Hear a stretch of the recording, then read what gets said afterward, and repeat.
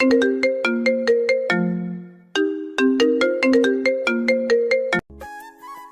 আমাদের বাসর রাত।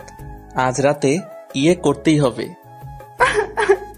আমার পিরিয়ড হয়েছে, প্লিজ আজ আমার সাথে ওসব করেন না। আজ আমাদের বাসর রাত। আজ রাতে ইয়ে করতেই হবে। না না প্লিজ, জোর করবেন না। পিরিয়ড অবস্থায় বিয়ের সাজে বসে আছে 13 বছরের ছোট্ট বালিকা নাইমা।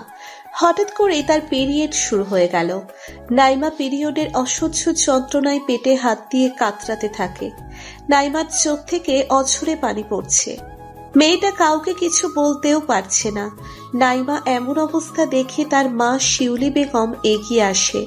শিউলি বেগম নাইমার মাথায় হাত রেখে বলল, মা, কি হয়েছে তোর? নাইমার সামনে সবাই বসে আছে, তাই নাইমা কোনো উত্তর না দিয়ে তার ঠোঁট দিয়ে নিচের ঠোঁট চাপ দিয়ে ব্যথা সহ্য করার চেষ্টা করে। ব্যাপারটা শিউলি বেগম কিছুটা বুঝতে পারে। সে নাইমাকে নিয়ে অন্য ঘরে চলে যায়। ঘরে নিয়ে শিউলি বেগম নাইমাকে বলল, কিরে, তোর কি কিছু হয়েছে নাকি? তখন নাইমা বলল, মা, আমার পিরিয়ড শুরু হয়েছে, পেটে অসহ্য ব্যথা করছে, আমি এইভাবে বিয়ে করতে পারবো না, তুমি একটু বোঝার চেষ্টা করো। শিউলি বেগম বুঝতে পারে ব্যাপারটা, কিন্তু তার তো কিছুই করার নেই। সে চাইলেও বিয়েটা ভেঙে দিতে পারে না। হঠাৎ করে শোনা যায় বর এসেছে। বর এসেছে কথাটা শুনে নাইমা আঁতকে উঠল। তার মনের ভিতর ভয় ঢুকে গেল। নাইমা কান্না করতে করতে তার মাকে বলল, মা, তুমি বিয়েটা ভেঙে দাও প্লিজ, আমি এই অবস্থায় বিয়ে করতে পারবো না। তখনই ঘরে চলে আসে নাইমার বাবা মিজান সাহেব। মিজান সাহেব ঘরে এসে দেখে নাইমা কান্না করছে। তখন মিজান সাহেব নাইমার দিকে এগিয়ে আসে আর বলতে থাকে, মারে, মেয়েদের আসল ঠিকানা হলো তার শ্বশুর বাড়ি। সব মেয়েদের এটা মেনে নিতে হয়। মিজান সাহেব আসল ঘটনাটা বুঝতে পারেনি। নাইমা তার বাবাকে কিছু বলতেও পারছে না। বাবাকে সে কি করে বলবে তার কি হয়েছে? তখন শিউলি বেগম মিজান সাহেবকে নিয়ে অন্য রুমে চলে গেল আর তাকে সবকিছুই খুলে বলল। মিজান সাহেব এমন কথা শুনে অবাক হয়ে গেল, কিন্তু কি করা যায় সে বুঝতে পারছে না। মিজান সাহেব অনেকক্ষণ চেয়ারের উপর বসে থেকে ভাবতে থাকে, আর যদি এখন বিয়েও ভেঙে দেয় তাহলে তো আর কেউ নাইমাকে বিয়েও করবে না। সবাই ভাববে নাইমার কোনো সমস্যা আছে, আর নানাজন নানান কথা বলবে। তাই মিজান সাহেব সব চিন্তা বাদ দিয়ে তার স্ত্রীকে বলল, তোমার মেয়েকে বিয়ের জন্য প্রস্তুতি নিতে বলো। এই কথা বলে মিজান সাহেব চলে গেল। শিউলি বেগম তার স্বামীর এমন ব্যবহার দেখে মোটেও অবাক হলো না, কারণ সে জানে মিজান সাহেব যেটা বলে সেটাই করে। তারপর শিউলি বেগম নাইমার রুমে চলে যায়। অন্যদিকে দেখা যায় নাইমার হবু স্বামী রাকিব বরযাত্রী নিয়ে নাইমাদের বাসায় চলে আসছে। মিজান সাহেব সবাইকে এনে প্যান্ডেলের ভিতরে বসালো। রাকিব এই বিয়ের জন্য মোটেও প্রস্তুত ছিল না। এক কথা বলতে গেলে তাকে জোর জবরদস্ত করেই বিয়ে করানো হচ্ছে। রাকিবের বাবা মা জোরে করেই তাকে বিয়ে দিচ্ছে। মিজান সাহেব সবার সাথে কথা বলে পরিচয় হয়ে নিল। এইদিকে নাইমার মা তার রুমে এসে দেখে নাইমা বসে আছে। নাইমা তার মাকে দেখে বলল, মা, বাবা কি বললো, বিয়েটা কি ভেঙে দিয়েছেন? না মা, তোর বাবাকে তো চিনিস, তিনি এক কথার মানুষ। যা কিছু হয়ে যাক, তিনি তার কথা নড়চড় হতে দেবে না। মা, তোমার কেন এত তাড়াতাড়ি আমার বিয়েটা দিতে চাইছো? আমি কি তোমাদের কাছে অনেক বোঝা হয়ে গিয়েছি? আমার তো এখন পড়াশোনা করার বয়স। আমি এই বয়সে কিভাবে এই সংসার সামলাবো? বাবাকে বলো না বিয়েটা ভেঙে দিতে। আমি এই বিয়ে করতে চাই না মা। আবার এইদিকে আমার এই অবস্থা, আমি কিভাবে এইসব অন্য একটা লোককে বলবো? মা, তুমি কিছু একটা করো প্লিজ। আমি আর কি বা করতে পারি? চিন্তা করিস না, সব ঠিক হয়ে যাবে। মা, একটা কাজ করো, আমাকে তোমরা গলা টিপে মেরে ফেলো। আমার আর এসব ভালো লাগছে না। আমি বুঝতে পারছি তোমরা আমাকে তাড়াতে চাইছো, তাই না? আমি বিয়ের পরে কিভাবে একটা অচেনা মানুষকে এসব বলবো? তার উপর ওনার পুরো অধিকার আছে আমার উপর, যদিও আমারও আছে তার প্রতি। তবুও সে যদি চায় আমি কি না করতে পারবো। সে তো আর একটা মেয়ের এই অসহ্যনীয় যন্ত্রণার কথাটা বুঝতে পারবে না। সে তো নিজের ক্ষুধাটা নিবারণ করবে। এতে যে আমার জীবনটা পেরিয়ে যাওয়ার মতো অবস্থা হয়ে যাবে মা। এমনিতেই আমার বয়স অনেক কম, আমি কিভাবে এত কিছু সামলে নেব? হঠাৎ করে শিউলি বেগমকে ডাক দিলেন তার স্বামী। সে উঠে চলে গেল। একা একা রুমের মধ্যে বসে থাকে নাইমা।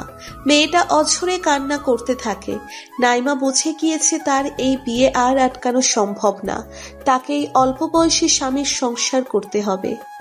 শিউলি বেগম মিজান সাহেবের কাছে গিয়ে বলল, মেয়েটা অনেক কান্নাকাটি করছে। এমনিতে মেয়েটির বয়স অনেক কম, আবার এখন এই অবস্থা। কিছু করার নেই, বরপক্ষ চলে আসছে, কাউকে কোনো কিছু বুঝতে দেওয়া যাবে না। মেয়েকে রেডি করে নিয়ে আসো তাড়াতাড়ি।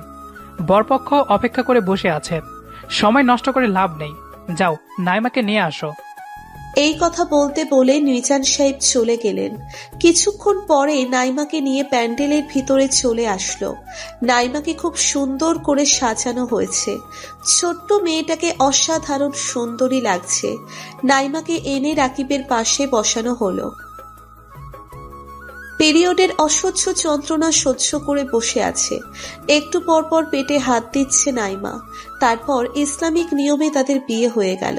বিয়ের সব কাজ শেষ করে এখন কোণে বিদায় করার সময় হয়ে গিয়েছে। নাইমা তা মাকে জড়িয়ে ধরে কান্না করতে থাকে। মা, কান্না করিস না, আমাদের কথা মনে পড়লে চলে আসিস। এটাই তো নিয়ম। সব মেয়েদের বিয়ের পর আসল ঠিকানা হলো তার স্বামীর বাড়ি। আমিও তো আগে অন্য বাড়ির মেয়ে ছিলাম। দেখবি কিছুদিন পরে সব ঠিক হয়ে যাবে। তারপর মিজান সাহেব নাইমাকে রাকিবের হাতে তুলে দিয়ে বলল, বাবা, নাইমা আমার একমাত্র মেয়ে, তুমি ওকে দেখে রেখো। এই কথা বলতে বলতে মিজান সাহেবের চোখ দিয়ে পানি পড়তে শুরু করলো। নাইমা তার বাবাকে জড়িয়ে ধরে কান্না করতে থাকে। কিছুক্ষণ পরে নাইমাকে নিয়ে তার শ্বশুর বাড়ির দিকে রওনা দিল। 30 মিনিটের মধ্যে রাকিবের বাড়িতে পৌঁছে গেল। দেখতে দেখতে রাত হয়ে গেল। গাড়ি রাত 12টা ছুঁই ছুঁই, কিন্তু রাকিব এখনো বাসর ঘরে আসেনি। একটা রুমের মধ্যে একা একা বসে আছে নাইমা। প্রায় 1 ঘন্টা পার হয়ে গেল। নাইমাকে বাসর ঘরে এনে বসিয়ে রেখেছে, কিন্তু রাকিবের আসার কোনো নাম নেই। এইদিকে নাইমার মনে ভিতরে অজানা ভয় আর পিরিয়ডের অসহ্য যন্ত্রণা নিয়ে বসে আছে। শরীরটাও ভালো লাগছে না। মনে এতটা আশঙ্কা থাকতো না যদি না শরীরটা ভালো থাকতো। আতঙ্কটা ক্ষণে ক্ষণে বেড়েই চলেছে। অচেনা একজন মানুষ, তার উপর ওনার পুরো অধিকার আছে আমার উপর। সে যদি চাই আমি কি না করতে পারবো। সে তো আর একটা মেয়ের এই অসহ্যনীয় যন্ত্রণার কথাটা বুঝতে পারবে না। সে তো নিজের ক্ষুধাটা নিবারণ করবে। এতে যে আমার জীবনটা বেরিয়ে যাওয়ার মতো অবস্থা হয়ে যাবে। এসব ভাবতেই নাইমার ভয় যেন বেড়েই যাচ্ছে। হঠাৎ করে কারোর আসার শব্দ শুনে বুঝতে আর বাকি রইল না রাকিব আসছে। দরজার শব্দ শুনেই নাইমার বুকের ভিতর কেঁপে উঠল। ভয়ে তার পুরো শরীর কাঁপতে থাকে। অবশেষে সব অপেক্ষার অবসান ঘটিয়ে বাসর ঘরে প্রবেশ করল রাকিব। বধূর সাজে 13 বছরের ছোট্ট বালিকাটি মাথায় বড় একটি ঘোমটা দিয়ে বসে আছে। ভয়ে সে নড়াচড়া করার মতো শক্তিটুকুও হারিয়ে ফেলেছে। কিছুক্ষণ পর বরের বেশে রাকিব রুমে প্রবেশ করল। সে রুমে দরজা লক করতেই দেখল মেয়েটি ঈষৎ কেঁপে উঠল। সব জল্পনা কল্পনার অবসান ঘটিয়ে রাকিব বাসর ঘরে প্রবেশ করল। রাকিবের হাতে একটা ব্যাগ ছিল। রাকিব ব্যাগটা নাইমার দিকে দিয়ে বলল, এটা তোমার জন্য। আর কতক্ষণ এই মোটা শাড়িটা পরে থাকবে? চেঞ্জ করে নাও এবার। এই কথা বলে রাকিব ওয়াশরুমে চলে গেল ফ্রেশ হওয়ার জন্য। রাকিব চলে যাওয়ার পরে নাইমা ব্যাগটা হাতে নিয়ে খুলে দেখে একটা সুতির 1 পিস জামার সাথে একটা প্লাজো, সাথে একটা প্যাকেট করা জিনিস। প্যাকেট খুলে দেখে যে একটা ন্যাপকিনের ব্যাগ। কিছুক্ষণ নিস্তব্ধ হয়ে বসে রইল নাইমা। মাথায় কিছুই আসছে না। লোকটা বুঝলো কি করে? নাইমার মাথায় শুধু এটাই ঘুরপাক খাচ্ছে। কিছুক্ষণের মধ্যে রাকিবও ফ্রেশ হয়ে বাহিরে আসলো আর খাটের এক কোণে বসে বসে ফোন টিপছে। কেউ কোনো কথা বলছে না। একটু পরে নাইমা লাজুক কণ্ঠে বলল, আপনি জানেন কিভাবে যে আমার এটা লাগবে? রাকিব একটা মুচকি হাসি দিয়ে বলল, আসলে আমি অনেক আগেই বুঝতে পেরেছিলাম, যখন তোমাকে আমার পাশে বসানো হয়েছিল আমি তখনই তোমার অস্থিরতা দেখেই বুঝতে পেরেছি। ও, বাট অস্থিরতার তো অন্য কারণও থাকতে পারে, তাই না? বাট বারবার পেটে হাত দেওয়ার কারণ তো আর অন্য কিছুই হতে পারে না। রাকিবের কথা শুনে নাইমা তো পুরোই অবাক হয়ে গেল। নাইমা মনে মনে ভাবতে থাকে, লোকটা তার এত কিছু খেয়াল করলো, অথচ সে বুঝতেও পারেনি। নাইমাকে চুপচাপ থাকতে দেখে রাকিব বলল, ভয় পাওয়ার কিছু নেই, তুমি আমার স্ত্রী। আর সব থেকে বড় কথা হলো, কারো ভালো স্বামী হতে গেলে আগে ভালো বন্ধু হতে হয়। তুমি আমার কাছে তোমার সবকিছু শেয়ার করতে পারো, কোনো সমস্যা হবে না। নাইমা রাকিবের কথা শুনে একটু খুশি হলো। তার ভিতরে ভয় কাজ করছে। রাকিব নাইমাকে বলল, নাম কি তোমার? মেয়েটি কাঁপা কাঁপা কণ্ঠে বলল, জি, আমার নাম নাইমা। রাকিব বুঝতে পারল নাইমা ওকে প্রচন্ড ভয় পাচ্ছে। তাই সে নাইমার ভয় দূর করার জন্য বলল, মাথায় এত বড় একটা ঘোমটা টেনে রেখেছো কেন? লজ্জায়? নাইমা আগের মতোই কাঁপা কাঁপা কণ্ঠে বলল, জি জি না। তাহলে এমন জড়সড় হয়ে মাথায় ইয়া বড় একটা ঘোমটা টেনে বসে আছো কেন? নর্মাল ড্রেস পরে নাও। নাইমা তবু আগের মতোই বিছানার এক পার্শ্বে গুটিসুটি মেরে বসে রইল। মেয়েটা খুব ভয় পাচ্ছে, ভয়ে কোনো কথাও বলছে না। নাইমার এমন আচরণে এবার রাকিবের কিছুটা হাসি পেল, কিন্তু সে হাসি চেপে রেখে বলল, ভয় নেই, আমি তোমায় স্পর্শ করব না। তুমি নির্দ্বিধায় ড্রেস চেঞ্জ করে এসে ঘুমাতে পারো। রাকিবের কথায় যেন নাইমা প্রাণ ফিরে পেল। সে গুটি গুটি পায়ে ওয়াশরুমে গেল ড্রেস চেঞ্জ করতে। কিছুক্ষণ পরে নাইমা ড্রেস চেঞ্জ করে এসে খাটের এক কোণে বসে রইল। নাইমার মন থেকে ভয় অনেকখানি কেটে গেল। রাকিব নাইমাকে বলল, এই রাতটা আমাদের জন্য শ্রেষ্ঠ একটা রাত। এই রাতটা স্পেশাল করে রাখতে পারি। আজ আকাশে খুব সুন্দর চাঁদ উঠেছে, সাথে তারাও জ্বলছে। চলো আমরা ছাদে গিয়ে গল্প করি। নাইমা মনে মনে খুব খুশি হয়ে বলল, চলুন, আপনাকেও আমার কিছু বলার আছে। ছাদের এক কোণে দুজনে বসে আছে। রাকিব নাইমাকে বলল, আজ আকাশ ও চাঁদকে যতটা সুন্দর লাগছে, তার চেয়ে বেশি সুন্দর লাগছে তোমাকে। ঠিক যেন আমার স্বপ্ন পরি, যাকে আমি চেয়েছিলাম জীবনে, তাকে আমি পেয়েছি। তোমার রেশমি কালো চুলগুলো যদি খুলে দিতে তাহলে আরো ভালো লাগতো। রাকিবের মুখে এমন কথা শুনে নাইমা খুব লজ্জা পেয়েছে। খুশিতে মনটা ভরে উঠেছে। সে চুলগুলো খুলে দিল, হালকা বাতাসে উড়ছে চুলগুলো। রাকিব সেই সৌন্দর্য অপলোকে উপভোগ করছে। আজ থেকে তোমার আমার নতুন জীবন শুরু। এতদিন তুমি ছিলে একটা বাড়ির মেয়ে, আর আজ থেকে তুমি একটা বাড়ির বউ, একজনের স্ত্রী। আজ থেকে তোমার জীবন কাটানো অন্যরকম ভাবে শুরু করতে হবে। তোমার হাতে তুলে দেওয়া হলো একটা সংসারের চাবিকাঠি। আজ থেকে তোমার অনেক দায়িত্ব। নাইমা, তুমি ভয় পেও না।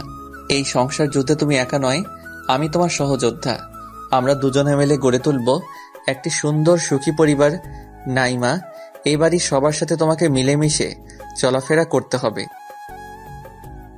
ছোট বড় সবার সাথে, বিশেষ করে আমার মা বাবার সাথে তোমাকে ভালো সম্পর্ক গড়ে তুলতে হবে।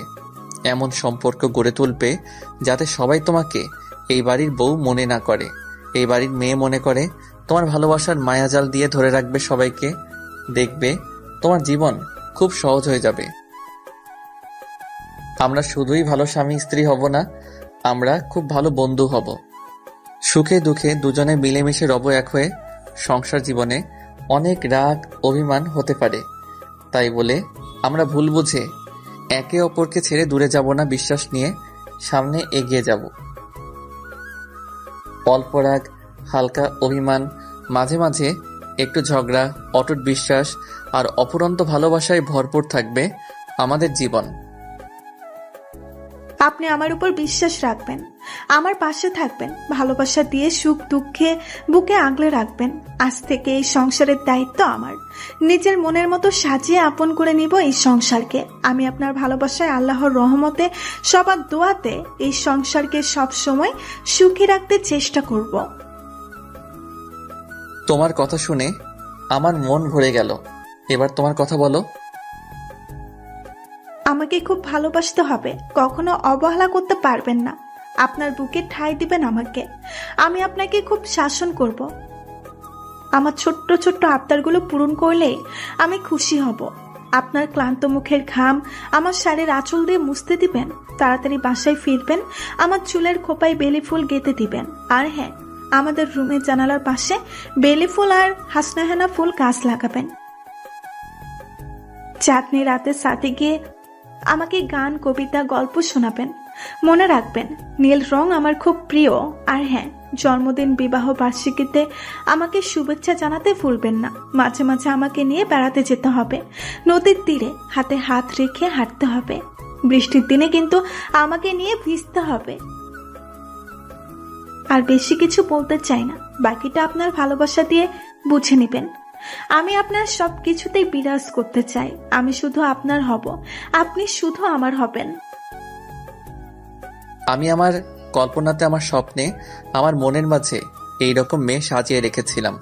তুমি সেই আমার স্বপ্নের রাজকুমারী, আমার সুখের বৃষ্টি, আমার বাহুডোরে বুকের মাঝে সারা জীবন শুধু তুমি রবে। আপনি আমার স্বপ্ন পুরুষ, যাকে নিয়ে আমি স্বপ্ন সাজিয়েছি। আপনার তরে নিজেকে মেলে দিতে চাই। রাকিব নাইমার কপালে চুম্বন এঁকে দিয়ে বুকে জড়িয়ে নিল।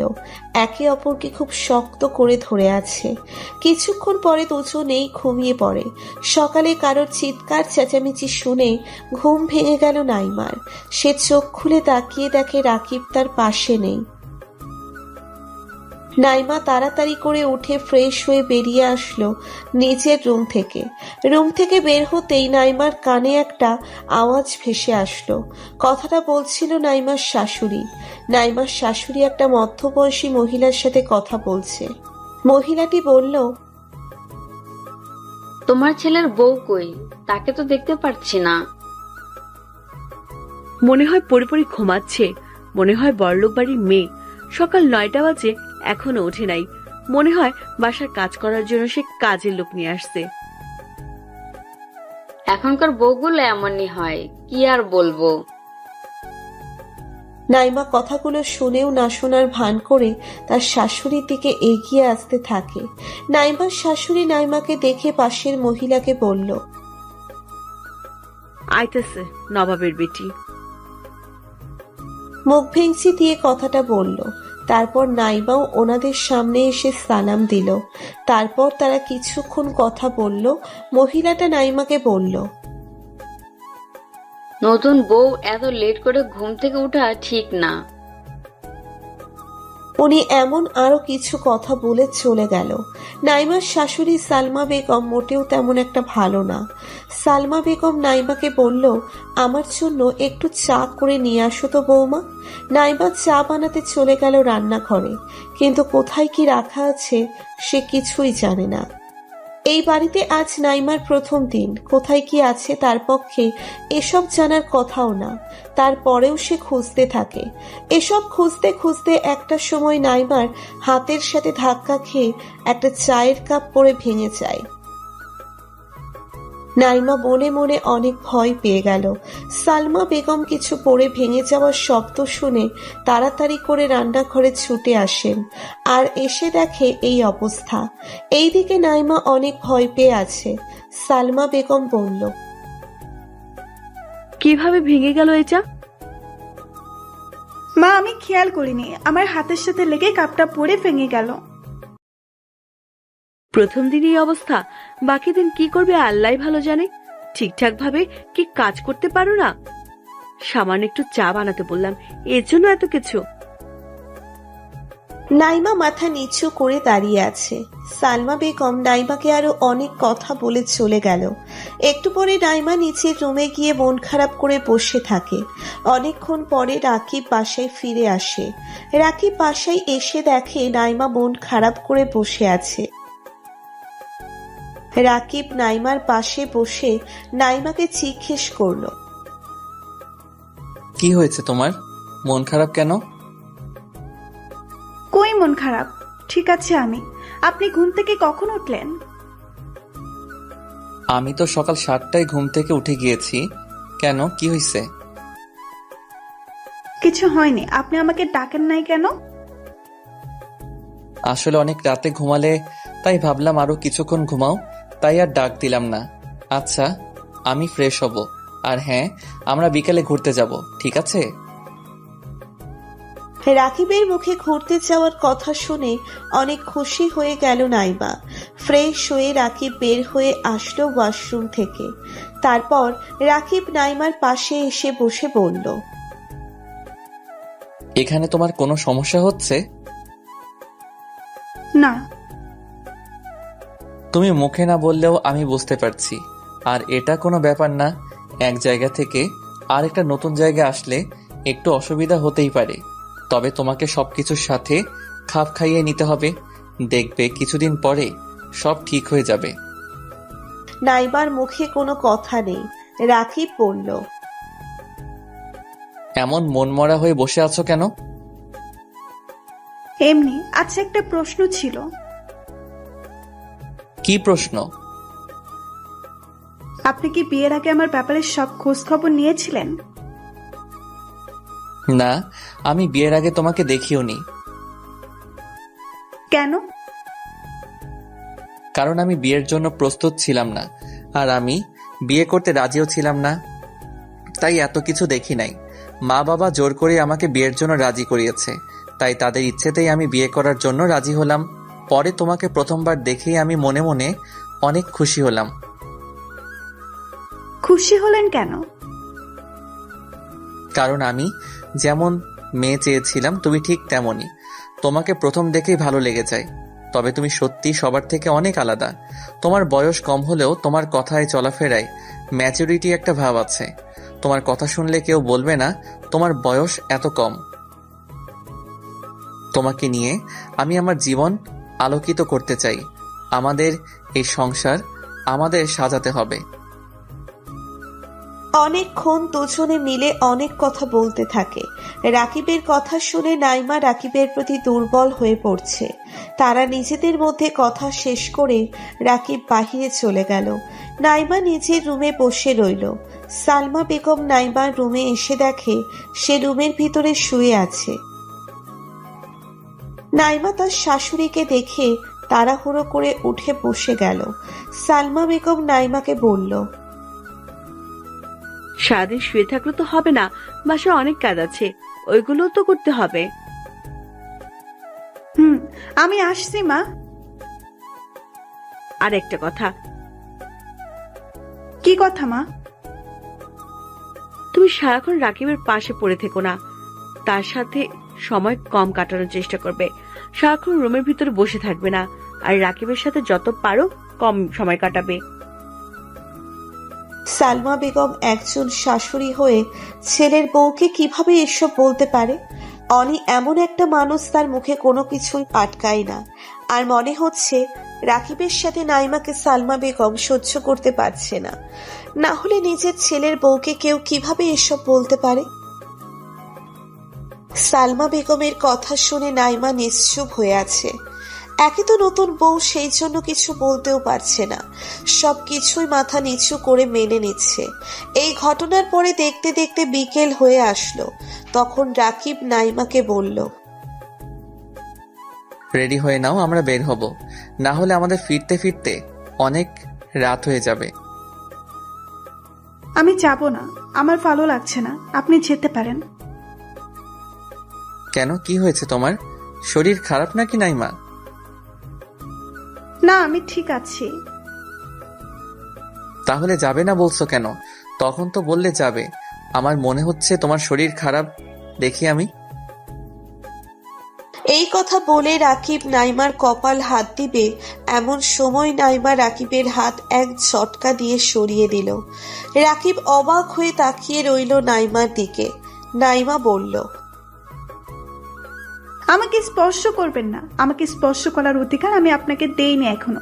ভুল করেও আমাকে স্পর্শ করতে আসবেন না। আমাদের কাগজে কলমে বিয়ে হলেও আমি আপনাকে মন থেকে স্বামী হিসেবে এখনো মেনে নেইনি।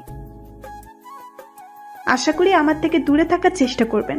নাইমার কথা শুনে অবাক হয়ে তাকিয়ে আছে রাকিব। তার মুখ থেকে কোনো কথা বের হচ্ছে না, আর সে বুঝতেও পারছে না নাইমা তার সাথে এমন ব্যবহার করছে কেন। হঠাৎ নাইমার এমন ব্যবহার দেখে অবাক হয়ে গেল রাকিব। রাকিব বুঝতে পারছে না হঠাৎ করে কি এমন হলো যে নাইমা এমন ব্যবহার করছে। সকালে তো সব কিছু ঠিকঠাক ছিল, তাহলে হঠাৎ করে এমন করছে কেন? আমি কি কোনো ভুল করেছি, নাকি এমন কিছু বলছি যার জন্য সে রাগ করেছে? কিন্তু এসব কোনো কিছুই তো করেনি রাকিব। তাহলে এসবের কারণ কি? রাকিব নাইমকে, কি হয়েছে তোমার, আমাকে বলবে একটু প্লিজ? কি হবে আমার? কিছুই হয়নি। তুমি আমার সাথে যাবে বলে আমি সবকিছু ঠিক করে আসলাম। হঠাৎ করে না করে দিলে কিভাবে হবে? হয়তো তোমার মন খারাপ, তাই এমন করছো আমার সাথে। চলো, দেখবে মন ভালো হয়ে গেছে। রাকিব নাইমাকে অনেক বুঝিয়ে অবশেষে রাজি করিয়ে নিল। এ সময় কোথায় যাচ্ছিস তোরা? মা, নাইমাকে নিয়ে একটু বের হলাম, আর কিছু শপিং করতে হবে। সালমা বেগম মুখে একটা হাসি নিয়ে পড়ল, ঠিক আছে, যা, সাবধানে যেও। তারপর নাইমা আর রাকিব বের হয়ে গেল। তারা বের হওয়ার সাথে সাথে সালমা বেগমের মুখের হাসিটা গায়েব হয়ে গেল। রাকিব নাইমাকে নিয়ে ঘুরতে যাওয়াটা ভালোভাবে মেনে নিতে পারেনি। সালমা বেগম তাদের দুজনকে একসাথে দেখতেই পারে না। রেগে মেগে তারপর তিনি তার রুমে চলে গেল। অন্যদিকে রাকিব আর নাইমা রিকশার জন্য অপেক্ষা করে দাঁড়িয়ে রইল। অনেকক্ষণ হয়ে গেল, কিন্তু রিকশা এখনো তারা পাচ্ছে না। তখন নাইমা বলল, চলেন, এইভাবে দাঁড়িয়ে না থেকে আমরা হাঁটা শুরু করি। হাঁটার মধ্যে রিক্সা পেলে আমরা উঠে যাব। নাইমার কথা শুনে দুজনেই হাঁটা শুরু করে দিল। হাঁটতে হাঁটতে রাকিব বলল, আচ্ছা, তোমার পছন্দের খাবার কি? নাইমা বলল, আমার সব থেকে পছন্দের খাবার হলো ফুচকা। ফুচকা আমার অনেক বেশি ভালো লাগে। ও। হাঁটতে হাঁটতে একটা রিকশা দেখতে পায় তারা। তারপর দুজনেই রিকশায় উঠে বসে। রিকশা একটা শপিং মলের সামনে গিয়ে থামে। রিকশা ভাড়া মিটিয়ে তারা শপিং মলের ভিতরে চলে যায়। তারপর নাইমার জন্য কিছু শপিং করে তারা একটা রেস্টুরেন্টে গিয়ে বসে। তাদের নিজেদের মতো খাবার সার্ভ করে। তারপর তাদের সামনে তাদের খাবার চলে আসে। তবে নাইমার মন এখনো খারাপ। সালমা বেগমের বলা কথাগুলো নাইমার মনে পড়ছে। সেগুলো মনে করতেই নাইমা চুপচাপ হয়ে গেল। খাবার সামনে রেখেও খাবার খাচ্ছে না। তবে নাইমার মন এখনো খারাপ। সালমা বেগমের বলা কথাগুলো নাইমার মনে পড়ছে। সেগুলো মনে করতেই নাইমা চুপচাপ হয়ে গেল। খাবার সামনে রেখেও খাবার খাচ্ছে না। রাকিব নাইমাকে দেখে বুঝতে পারে নাইমা কোনো কিছু নিয়ে চিন্তিত। তখন রাকিব বলল, নাইমা, তুমি খাবার খাচ্ছ না কেন? খাবার তো ঠান্ডা হয়ে যাচ্ছে। রাকিবের বলা কথা নাইমার কান অবধি যায়নি, যেহেতু অন্যমনস্ক হয়ে সালমা বেগমের কথা ভাবছে। রাকিব এইবার একটু জোরেই কথা বলল। তখন নাইমা বলল, কি হয়েছে? তোমার কি হয়েছে বলো তো? তখন থেকে খেয়াল করছি তুমি অন্যমনস্ক হয়ে কি যেন ভাবছো। কি হয়েছে? কোনো সমস্যা হলে আমাকে জানাতে পারো। না, কিছু হয়নি। তারপর রাকিব আর কোনো প্রশ্ন করল না। তারা দুজনেই খাবার খেয়ে একটা নদীর পাড়ে চলে গেল। নদীর পাড়ে যেতেই তাদের পুরো শরীর শীতল হয়ে উঠল। ঠান্ডা ঠান্ডা পরিবেশ আর বাতাস আসছে। দুজনেই হাঁটতে থাকে, কিন্তু কেউ কোনো কথা বলছে না। নদীর পাড়ে এসে নাইমার মন কিছুটা ভালো হয়ে গেল। রাকিব নাইমার দিকে তাকাতেই দেখে বাতাসের সাথে নাইমার চুলও হাওয়ায় ভাসছে। খুব সুন্দর লাগছে নাইমাকে। হঠাৎ করে নাইমা একটা ফুচকার দোকান দেখে নিজের অজান্তেই এই প্রথম সে রাকিবের হাত ধরে ফেলল। নাইমার হাতের ছোঁয়ায় রাকিব শিউরে ওঠে। নাইমা ব্যাপারটা বুঝতে পারে আর সে রাকিবের হাত ছেড়ে দিয়ে সরি বলে এক দৌড়ে চলে গেল ফুচকার দোকানের দিকে। আর এইদিকে বেচারা রাকিব তার হাতের দিকে তাকিয়ে আছে। নাইমা একা একা ফুচকা খাচ্ছে, খেতে খেতে 2 প্লেট খাইছে। তাও সে রাকিবকে জিজ্ঞেস করলো না সে খাবে কিনা। তারপর খাওয়া দাওয়া শেষ করে তারা বাসায় চলে গেল।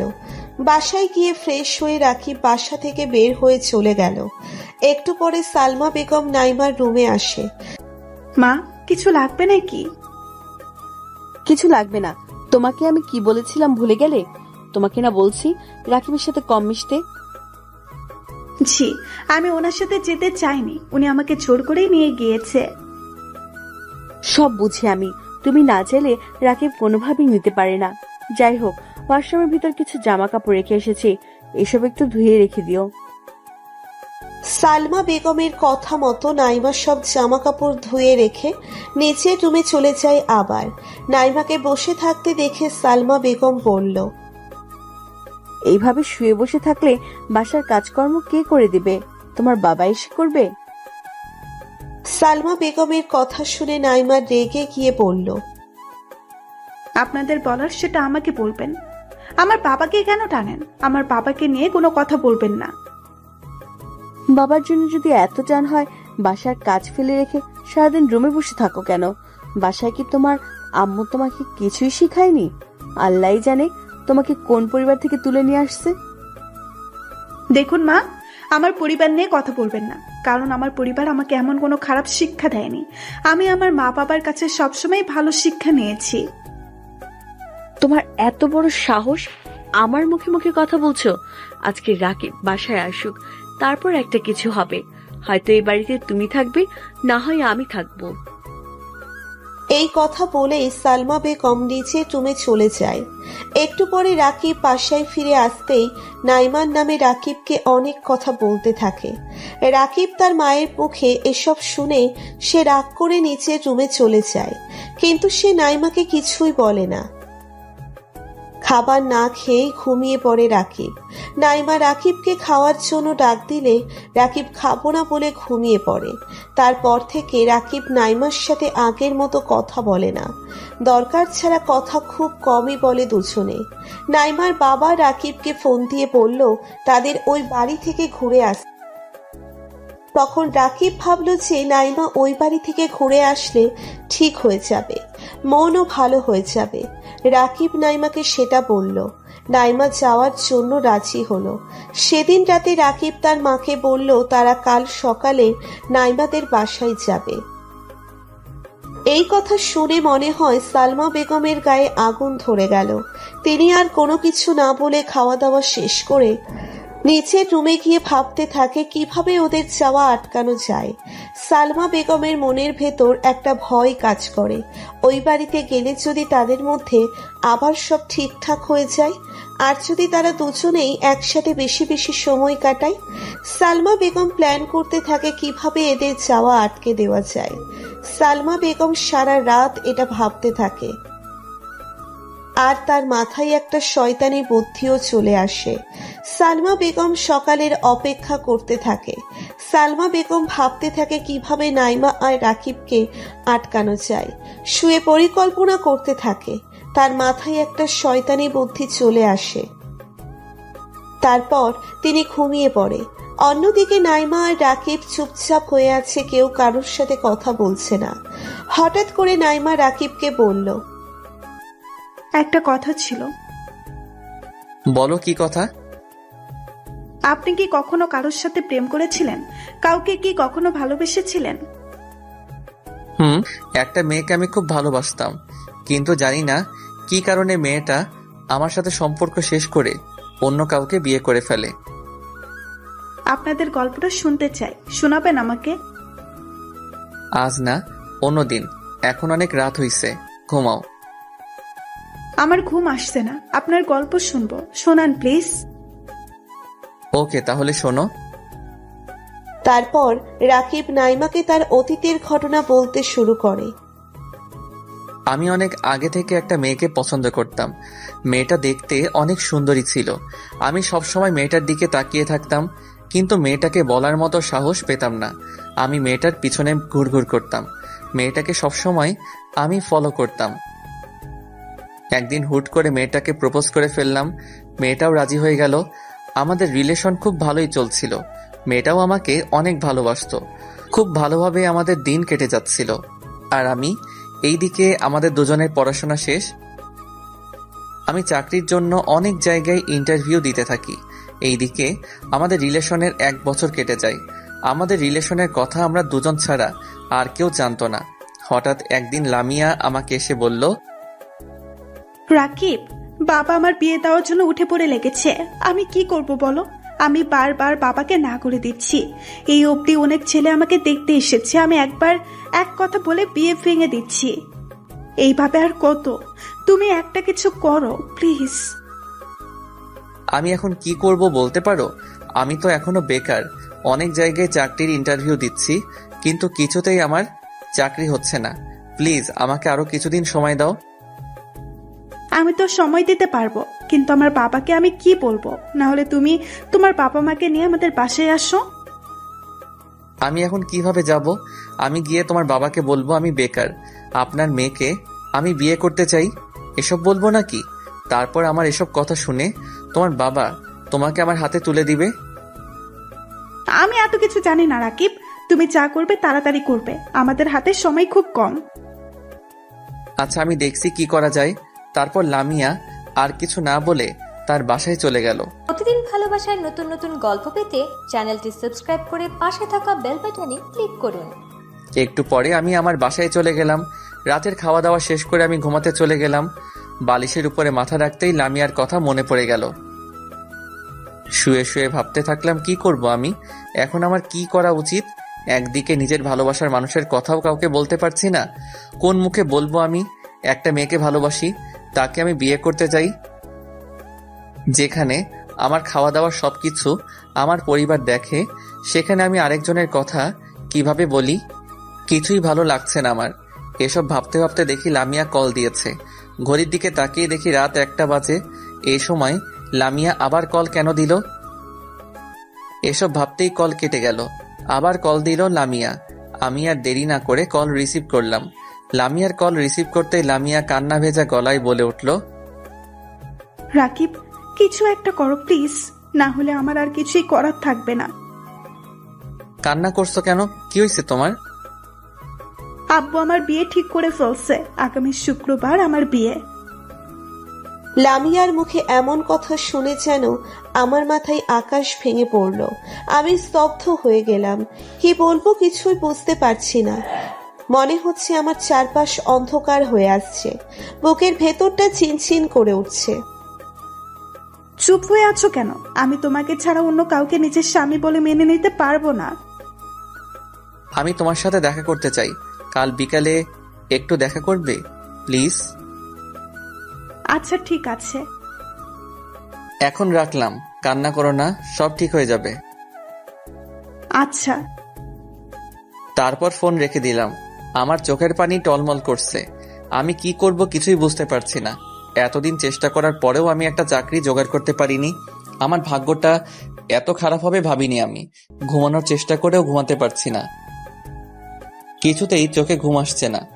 লামিয়ার মুখটা বারবার ভেসে উঠছে। রাতটা কিভাবে কেটে গেল বুঝতে পারিনি। পরের দিন লামিয়ার সাথে দেখা করতে চলে গেলাম। দেখি লামিয়া আমার আগে এসে বসে আছে। লামিয়াকে দেখে আমার খুব খারাপ লেগে উঠল। মেয়েটির চোখ পুরো ফুলে আছে। দেখে বোঝা যাচ্ছে মেয়েটা সারা রাত কান্না করে কাটিয়ে দিয়েছে। লামিয়ার কাছে যেতেই লামিয়া আমাকে শক্ত করে জড়িয়ে ধরে কান্না করে দিল। লামিয়া প্লিজ, এভাবে কান্না করো না, সবকিছু ঠিক হয়ে যাবে। বিয়ে তো ঠিক হয়েছে মাত্র, বিয়ে তো আর হয়ে যায়নি। আমাদের হাতে 5 দিন সময় আছে। এই 5 দিনে তুমি কি করবে শুনি? দেখি কি করতে পারি। কিছু একটা তো করতে হবে আমাকে। তুমি এখন বাসায় চলে যাও, আমি তোমাকে রাতে কল দিয়ে বলবো সবকিছুই। ঠিক আছে, কিন্তু যা করবে খুব তাড়াতাড়ি করবে। তারপর লামিয়া তার বাসায় চলে যায়, আমিও আমার বাসায় চলে গেলাম। বাসায় যেতে যেতে ভাবলাম আম্মুকে সবকিছুই বলবো, কারণ আমার আম্মু আমাকে অনেক ভালোবাসে। আমি জানি আমার আম্মু আমাকে ঠিক বুঝবে। তারপর আমি বাসায় গিয়ে আম্মুর রুমে চলে গেলাম। আম্মুকে গিয়ে বললাম, আম্মু তোমার সাথে আমার কিছু জরুরি কথা আছে। কি কথা বল? আম্মু, আমি কাল থেকে আব্বুর সাথে ব্যবসা করব। কি ব্যাপার রাকিব, যাকে এত করে বলেও দোকানে পাঠানো যায় না, আর তার মুখে এমন কথা? আম্মু তোমাকে আমার আরো কিছু কথা বলার আছে। তারপর আমি আম্মুকে লামিয়ার কথা সব বললাম। লামিয়ার বিয়ে ঠিক হয়েছে ওই সবও বললাম। আম্মু আমার কথা শুনে অবাক হয়ে গেল, কারণ আমি কোনো মেয়ের সাথে কথা বলা তো দূরের কথা, কারোর সাথে কখনো মিশতে পারিনি। আমার সব শুধুই ছেলে ফ্রেন্ড ছিল, কখনো আমার কোনো মেয়ে বন্ধু ছিল না, কারণ আমার আম্মু আমাকে সবসময় বয়েজ স্কুলে পড়াশোনা করিয়েছে। যাই হোক, গল্পে ফিরে আসি। আম্মু বলল, মেয়েটাকে আমাদের বাসায় নিয়ে আসিস। আম্মুর কথা শুনে আমি অনেক খুশি হয়ে গেলাম। আমি জানতাম আম্মু আমাকে বুঝতে পারবে। রাতে লামিয়াকে কথাটা বললাম, লামিয়াও অনেক খুশি হয়ে গেল। বুঝতে পারিনি এটাই আমার জীবনের শেষ খুশি। লামিয়াকে ফোন দিয়ে বললাম, আম্মু আমাদের সম্পর্কটা মেনে নিবে। আম্মু বলছে তোমাকে আমাদের বাসায় আসতে। পরের দিন বিকালে লামিয়া আমার বাসার সামনে চলে আসে, এসে আমাকে কল দিল। আমি দরজা খুলে লামিয়াকে ভিতরে নিয়ে আসি। রাকিব, আমার খুব ভয় করছে তোমার আম্মুর সামনে যেতে। আরে ভয় কিসের? আমার আম্মু অনেক ভালো মনের মানুষ, আর আমাকে অনেক ভালোবাসে। তোমাকে দেখলে আম্মু অনেক খুশি হয়ে যাবে। তারপর আমি লামিয়াকে নিয়ে আম্মুর কাছে চলে গেলাম। আম্মু লামিয়াকে দেখে খুশি হলো। লামিয়া আম্মুর কাছে গিয়ে আম্মুকে সালাম করলো। লামিয়ার ব্যাপারে আম্মু অনেক কিছু জিজ্ঞেস করলো। অনেকক্ষণ কথা বলার পরে আমি আম্মুকে বললাম, আম্মু তোমরা কথা বলো, আমি গিয়ে নাস্তা বানিয়ে নিয়ে আসি। এই কথা বলে আমি নাস্তা রেডি করতে চলে গেলাম। আম্মু আমাকে যেতে দিচ্ছিল না, তাও আমি গেলাম, কারণ আমি চাইছিলাম তারা একটু আলাদাভাবে কথা বলুক। সবকিছু ঠিকঠাক করতে আমার প্রায় 20 মিনিটের মতো সময় লেগে গেল। এর মাঝে আমার একটা বন্ধু আমাকে কলও দিল, ওর সাথেও কথা বললাম। তারপর আমাদের 3 জনের জন্য নাস্তা নিয়ে এসে দেখি লামিয়া নেই। আমি আম্মুকে জিজ্ঞেস করলাম, আম্মু লামিয়া কোথায় গেল? লামিয়া তো ওর বাসায় চলে গেছে। কি? কেন চলে গেছে? জানি না, ও আমাকে বলল ওর বাসা থেকে নাকি কল আসছে, তাই জরুরিভাবে চলে গেল। আমি বলেছিলাম তোর সাথে দেখা করে যেতে, কিন্তু ও আমার কথা না শুনেই চলে গেছে। আচ্ছা ঠিক আছে, আমি দেখছি কি হয়েছে। তারপর আমি নিজের রুমে গিয়ে আমার ফোনটা বের করে লামিয়াকে কল দিলাম, কিন্তু ওর ফোন অফ। বারবার কল দিতে থাকি, তাও ফোন অফ দেখায়। বুঝতে পারলাম না ওর কি এমন হলো যে ফোন অফ করে রাখলো। নিজের মনকে অনেকভাবে সান্ত্বনা দিতে থাকি, হয়তো ফোনের চার্জ শেষ তাই অফ হয়ে গিয়েছে। তাও বারবার কল দিয়েই যাচ্ছি। রাতে খাওয়া দাওয়া শেষ করে এসে আবার কল দিলাম, এখনো ফোন অফ। খুব চিন্তা লাগছে, কি হয়েছে ওর? এইভাবে কেটে গেল অনেক দিন, এখনো লামিয়ার ফোন অফ। আমি যেন পাগলের মতো হয়ে যাচ্ছি। এইভাবে 15 দিন পার হয়ে যায়। একদিন আমি রাস্তা দিয়ে হেঁটে যাচ্ছিলাম, তখন হঠাৎ করে লামিয়াকে দেখি একটা ছেলের সাথে। আমি তাড়াতাড়ি করে লামিয়ার কাছে চলে গেলাম, আর লামিয়াকে শক্ত করে জড়িয়ে ধরে বললাম, লামিয়া তুমি এতদিন কোথায় ছিলে? তোমার ফোন অফ, তোমার সাথে কোনোভাবে যোগাযোগ করতে পারছিলাম না। লামিয়া নিজেকে আমার থেকে সরিয়ে নিয়ে বলল, দেখুন, আমি এখন বিবাহিত, আমাকে স্পর্শ করার অধিকার আপনার নেই। আমি এখন একজনের স্ত্রী। লামিয়ার কথা শুনে আমি চমকে উঠলাম। আমি লামিয়াকে বললাম, এসব তুমি কি বলছো লামিয়া? আমি বিশ্বাস করি না, তুমি আমার সাথে এমনটা করতে পারো না। আমি তোমাকে অনেক ভালোবাসি। আমি লামিয়ার 2 গালে হাত দিয়ে বললাম, লামিয়া বলো এসব মিথ্যা প্লিজ। লামিয়া আমার হাত সরিয়ে দিয়ে বলল, কোনো কিছুই মিথ্যা না, আমি সত্যিই বিবাহিতা। আর আমাকে পারলে ক্ষমা করে দিন। ভালো থেকো রাকিব, আমার সাথে আর কোনো যোগাযোগ করার চেষ্টা করবে না। আমি আসি। এই কথা বলে লামিয়া চলে গেল। তারপর থেকে লামিয়ার সাথে আমার আর কোনো যোগাযোগ হলো না। আমি আজও জানতে পারিনি কেন লামিয়া আমার সাথে এমন করলো। রাকিব নাইমার কাছে কথাগুলো বলতে বলতে তার চোখ দিয়ে পানি বের হতে শুরু করলো। রাকিবের এমন অবস্থা দেখে নাইমার রাকিবের জন্য মায়া লেগে গেল। নাইমা নিশ্চুপ হয়ে রাকিবের সব কথা শুনল। নাইমা রাকিবকে কি বলে সান্ত্বনা দিবে সে বুঝতে পারছে না। নাইমা কিছুটা বুঝতে পারে যে হয়তো তার শাশুড়ি এটার সাথে জড়িত আছে, কারণ নাইমা এই কদিনে ঠিকই বুঝতে পেরেছে মহিলাটি কেমন। তারপর তারা দুজনেই ঘুমিয়ে পড়ে। সকালে ঘুম থেকে উঠে তারা ফ্রেশ হয়ে নাইমার বাবার বাড়িতে যাওয়ার জন্য রেডি হয়ে নেয়। তারপর দুজনেই সালমা বেগমের রুমে চলে যায়। রুমে গিয়ে দেখে সালমা বেগম খাটের উপরে শুয়ে আছে। সালমা বেগমকে খাটের উপরে শুয়ে থাকতে দেখে রাকিব তাড়াতাড়ি তার মায়ের কাছে গিয়ে জিজ্ঞেস করল, আম্মু, কি হয়েছে তোমার? এই সময় শুয়ে আছো? সালমা বেগম কাতর কণ্ঠে বলল, বাবা, আমার শরীরটা ভালো না। পা স্লিপ করে ওয়াশরুমের ভিতরে পড়ে মাজায় খুব ব্যথা পেয়েছি, হাঁটতেও পারছি না। কিভাবে এমন হলো তোমার? দাঁড়াও, আমি ডাক্তারকে কল দিচ্ছি। না বাবা, আমি ওষুধ খেয়ে নিয়েছি, তুই চিন্তা করিস না। তুই যা, বোমাকে নিয়ে ঘুরে আয়। না, তোমাকে এই অবস্থায় একা রেখে আমি যেতে পারবো না। এখন তোমার পাশে আমাদের থাকার প্রয়োজন আছে। আমার কিছু হবে না বাবা, তুই যা, সমস্যা নাই। না, আগে তুমি সুস্থ হও, তারপর আমি যাব, এর আগে না। নাইমা সালমা বেগমের নাটকটা বুঝতে পেরেছে, তাও সে চুপচাপ হয়ে আছে, কিছুই বলছে না। রাকিবকে বোকা পেয়ে যা বোঝাচ্ছে তাই সে বুঝে নিচ্ছে। এইদিকে সালমা বেগমের এসব নাটক দেখে নাইমার রাগের শরীর চলতে থাকে। তারপরেও নাইমা নিজেকে কন্ট্রোল করে সালমা বেগমের কাছে এসে বলল, মা, আমরা এখন কোথাও যাব না। আপনি সুস্থ হয়ে নিন, তারপর অন্যদিন না হয় যাব। আপনাকেও একা এইভাবে রেখে যাওয়া আমাদের ঠিক হবে না। নাইমা তারপর নিজের রুমে গিয়ে সব চেঞ্জ করে বসে থাকে। রাকিবও একটু পরে নিজের রুমে চলে আসে। রাকিব নাইমার কাছে এসে বলল, মন খারাপ করবে না প্লিজ। মায়ের এই অবস্থায় তাকে একা রেখে যাওয়া আমাদের ঠিক হবে না। মন খারাপ করিনি। আচ্ছা, আপনি থাকেন, আমি মায়ের কাছে যাচ্ছি। রাকিবকে রুমের ভিতরে রেখে নাইমা সালমা বেগমের রুমের দিকে চলে যায়। দরজার সামনে যেতেই দেখে সালমা বেগম খুব খুশি হয়ে আছে। আর সে যে অসুস্থ সেটা মোটেও বোঝা যাচ্ছে না। নাইমা যেটা অনুমান করছে তাহলে সেটাই ঠিক হলো। নাইমা মনে মনে ভাবতে থাকে, অনেক হয়েছে নাটক, আর না। এইবার এই বজ্জাত মহিলাকে শায়েস্তা করতে হবে। নাইমা এসব মনে মনে ভাবতে থাকে। তারপর নাইমা একটু পেছনে এসে জোরে জোরে পায়ের শব্দ করে সালমা বেগমের রুমের দিকে আসতে থাকে। সালমা বেগম আবার অসুস্থতার নাটক করে শুয়ে থাকে। নাইমা সালমা বেগমের এসব নাটক আর সহ্য করতে পারছে না। তারপর সে নিজেকে কন্ট্রোল করে রাখে। সালমা বেগমকে বলল। এই কথা শুনে নাইমা মনে মনে বলল, মা, আপনার কি কিছু লাগবে? আমাকে বলুন, আমি এনে দিচ্ছি। না, এখন কিছু লাগবে না, তবে আমার হাত পাও খুব ব্যথা করছে, যদি একটু টিপে দিতে। গলা ব্যথা করছে না? গলা ব্যথা করলে তো গলাও টিপে দিতে পারতাম। কি আর করার, নাইমা সালমা বেগমের হাত পাও টিপতে থাকে।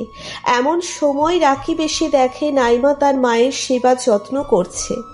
সালমা বেগম বলল, থাক মা, আর লাগবে না, এখন একটু ভালো লাগছে আমার। তারপর নাইমা খাট থেকে নামতে গিয়ে ইচ্ছে করে পড়ে যাওয়ার অভিনয় করে রাকিবকে জড়িয়ে ধরে একটা কিস করে দেয়। এই অবস্থা দেখে রাকিব তো লজ্জা পেয়ে রুম থেকেই বের হয়ে চলে যায়। নাইমা বের হওয়ার সময় তার শাশুড়ির দিকে তাকিয়ে দেখে অবস্থা খারাপ। রাগে ফুসফুস করে ফুলতে থাকে। নাইমা একটা মুচকি হাসি দিয়ে রুম থেকে বের হয়ে চলে আসে। নাইমা সালমা বেগমের রুম থেকে বের হয়ে যাবার পরে সালমা বেগম রেগে আগুন হয়ে যায়। সালমা বেগম এবার নতুন করে পরিকল্পনা করতে থাকে কিভাবে রাকিবের কাছে নাইমাকে খারাপ সাজানো যায়। এইদিকে নাইমা আর রাকিব রুমে বসে আছে, কেউ কোনো কথা বলছে না। তখন নাইমা তার শাশুড়িকে দেখিয়ে কিস করলেও এখন সে অনেক লজ্জা পেয়ে আছে। কিছুক্ষণ পরে দুপুরের খাবার খেতে চায় সবাই। রাকিব গিয়ে তার মাকে নিয়ে আসে খাবার টেবিলে। নাইমা সালমা বেগমকে দেখিয়ে দেখিয়ে বলল, শোনেন, আপনি বিকেলে বাজারে গিয়ে আমার জন্য কিছু ফুল নিয়ে আসবেন আর ভালো কিছু খাবার। নাইমার কথা শুনে রাকিব অবাক হয়ে গেল। হঠাৎ করে নাইমা এই প্রথম তার কাছে কিছু আবদার করলো। রাকিব আরো বেশি অবাক হয়ে গেল নাইমার কথা শুনে। নাইমা রাকিবকে বলল, আপনাকে আমি আজ নিজের হাতে খাইয়ে দেব, ঠিক আছে? রাকিব অনেক লজ্জা পেয়ে গেল। আর এইদিকে তো সালমা বেগম কোনো কথাও বলতে পারছে না। তার পুরো শরীরে তো রাগে আগুন ধরে যাচ্ছে। সালমা বেগমের এমন অবস্থা দেখে নাইমা মনে মনে হাসতে থাকে। তারপর কোনো রকম ভাবে খাওয়া দাওয়া শেষ করে সবাই নিজেদের রুমে চলে গেল। একটু পরে রাকিব বাহিরে চলে গেল নাইমার বলা জিনিসগুলো কিনতে। সালমা বেগম এই সময়ের অপেক্ষা করেছিল কখন রাকিব বাহিরে যাবে। রাকিব বের হওয়ার কিছুক্ষণ পরে সালমা বেগম নাইমাকে ডেকে তার রুমে নিয়ে গেল। জি মা, বলুন, কিছু লাগবে নাকি আপনার? তোমাকে আমি কি বলেছিলাম মনে নেই? কি বলছিলেন মা? তোমাকে না বলছি রাকিবের থেকে দূরে থাকতে, রাকিবের সাথে কম মিশতে। তুমি তো আমার কোনো কথাই রাখছো না। আপনার সব কথা আমাকে মেনে নিতে হবে কেন? আর উনি আমার স্বামী, ওনার সাথে আমার যা খুশি তাই করব। আপনি কেন আমাকে এসব বলেন? যদি ছেলেকে নিজের আঁচলের মধ্যে রাখতে চান তো তাকে বিয়ে কেন করালেন? তোমার সাহস তো কম না, তুমি আমার মুখে মুখে তর্ক করছো। আজকে রাকিব বাসা আসুক, তারপর দেখো তোমার কি অবস্থা হয়। আপনাকে আমি সম্মান করি, তার মানে এই নয় যে আপনি আমাদের সব কিছুতেই কথা বলবেন। আপনি কেন আমাদের সম্পর্ক নিয়ে কথা বলবেন? আপনার জন্য আপনার ছেলে অনেক কষ্ট পেয়েছে।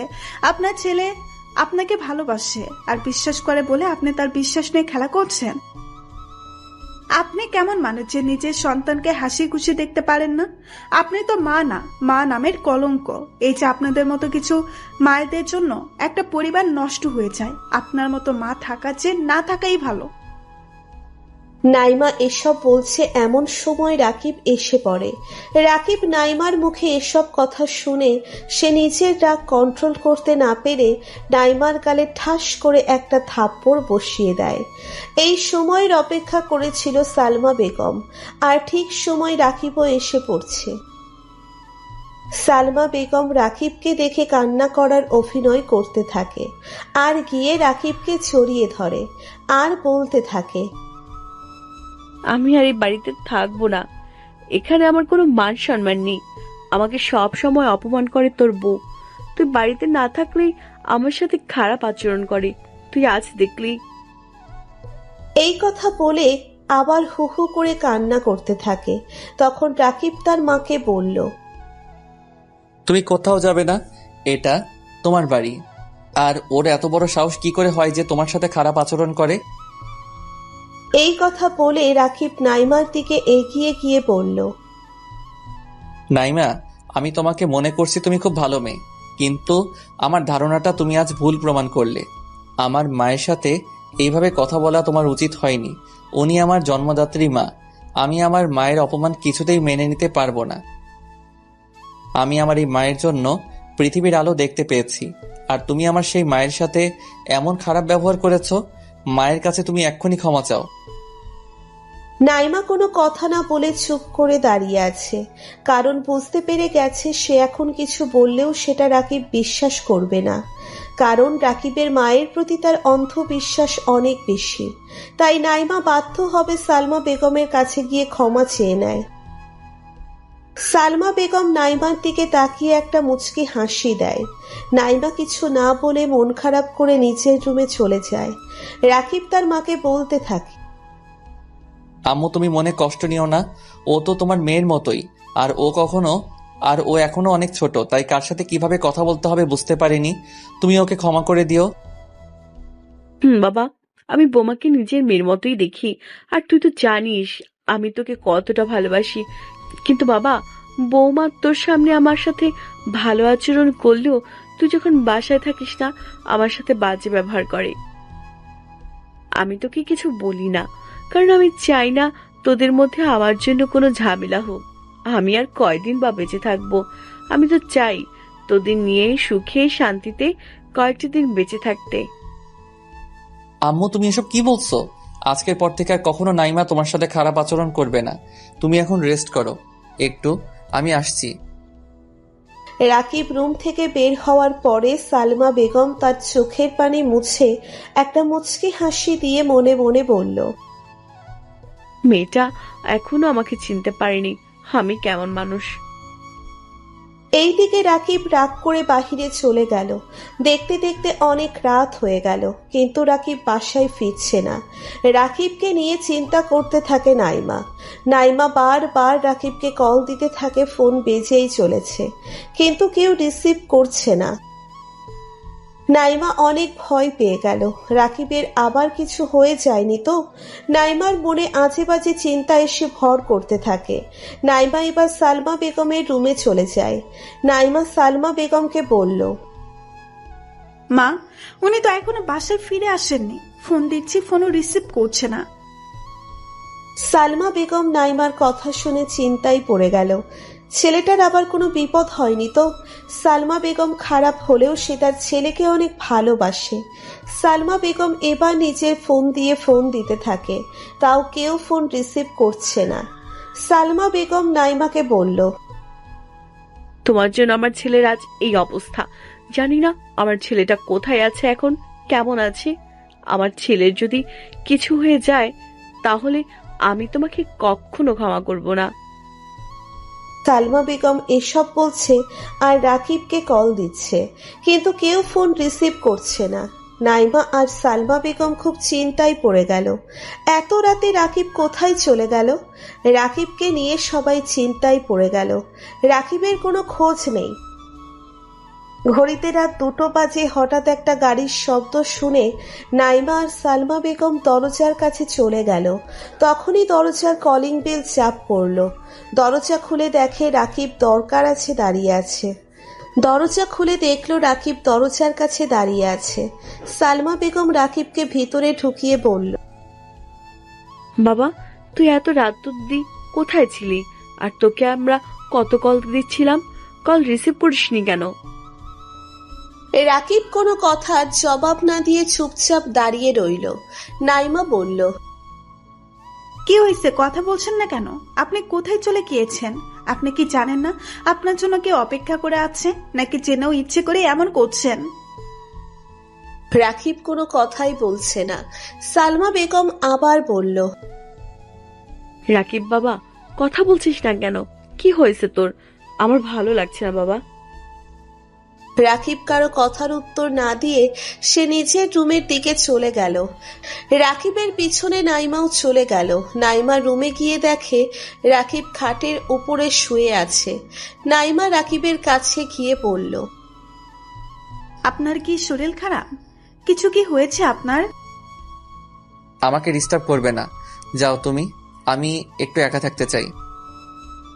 আপনাকে আমি কিছু প্রশ্ন করেছি, আমার প্রশ্নের উত্তর দিন। কোথায় ছিলেন আপনি এত রাত অবধি? আমি কোথায় ছিলাম না ছিলাম সেই কৈফিয়ত কি তোমাকে দিতে হবে নাকি? আপনি এত রাত অবধি বাইরে ছিলেন কেন? এটা আমার বাড়ি, আমার যখন ইচ্ছে আমি আসবো, যখন ইচ্ছে যাব। আমার কোনো ব্যাপারে কথা বলতে আসবে বা নেক্সট টাইম থেকে?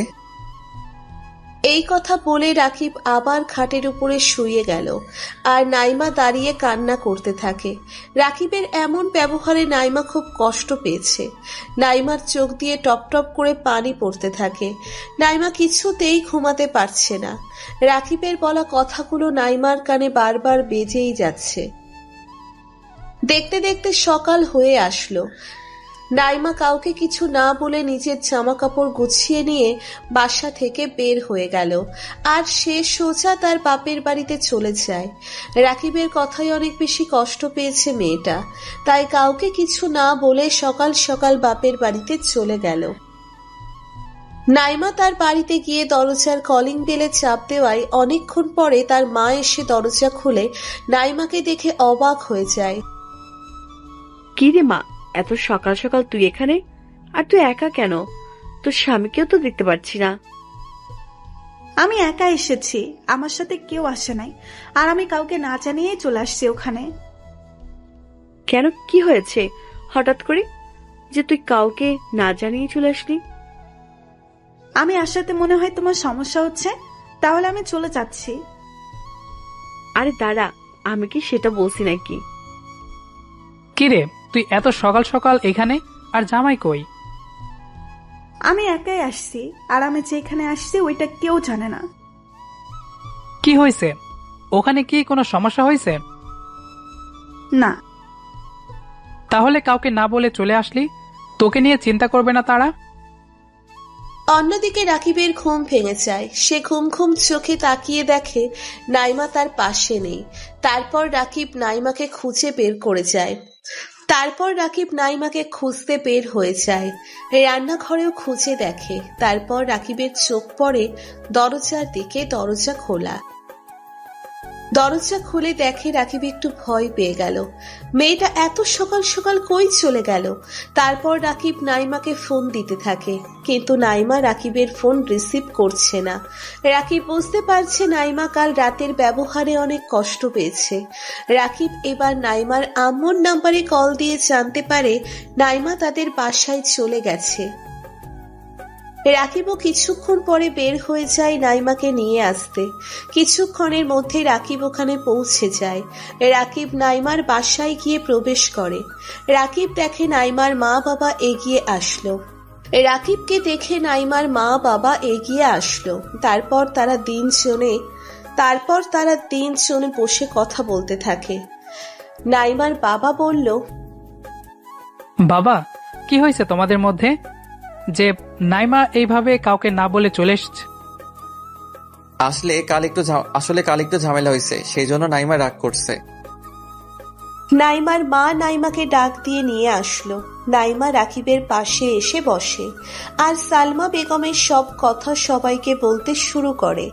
সবাই তো নাইমার কথা শুনে অবাক। সব থেকে বেশি অবাক হচ্ছে রাকিব। তার মা এসব করতে পারে সে বিশ্বাস করছে না। রাকিব বলল, নাইমা, তোমার হয়তো ভুল হচ্ছে কোথাও। আমার মা এমন করতে পারে না।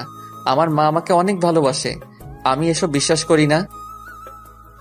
জানি আপনি এটা বিশ্বাস করবেন না। আপনাকে বিশ্বাস করানোর জন্য এই বাড়িতে কিছুদিন থাকতে হবে। আমি রাজি আছি, কিন্তু এসব যদি মিথ্যা হয় তাহলে কি হবে? আপনি আমার কাছে ক্ষমা চেয়েছেন, আমাকে অপরাধী বানাবেন না। তারপর 2 দিন কেটে গেল। অন্যদিকে সালমা বেগম একা একা বাসায়। তার কোনো কিছুই ভালো লাগছে না। সালমা বেগম মনে মনে ভাবছে, আমি কি আমার ছেলেটাকে হারিয়ে ফেললাম? আমার ছেলে কি আর আমার কাছে ফিরে আসবে না? না, আমি গিয়ে ওদের নিয়ে আসব। আমি আমার ছেলেকে ছাড়া থাকতে পারবো না। এইসব ভেবে সালমা বেগম বের হয়ে নাইমার বাসার দিকে চলে যায়।